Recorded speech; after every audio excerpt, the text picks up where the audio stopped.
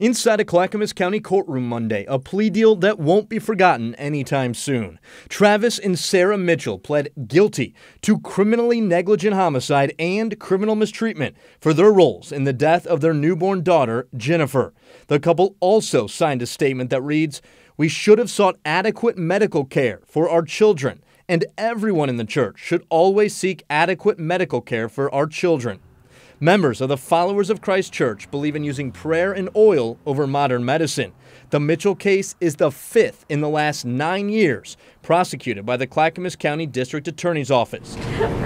You may recall in 2011, Shannon and Dale Hickman were convicted of manslaughter in the death of their newborn son. In 2010, Jeffrey and March Bagley were convicted of criminally negligent homicide in the death of their 16-year-old son. And 1 year earlier, Timothy Worthington was convicted of criminal mistreatment in the death of his little girl. These cases, though, may be a thing of the past. A patriarch of the church signed a statement similar to the one the Mitchells signed, urging church members to bring their sick children to doctors. Those statements will be posted inside the church for the congregation to read.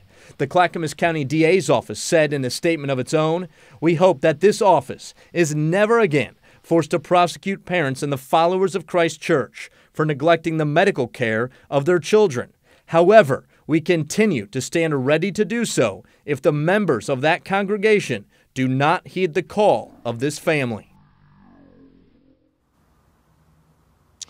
Now, of all the cases we just mentioned, the Mitchells will spend the most time in prison. Today, they were sentenced to 6 years and 8 months behind bars. Laurel, back to you.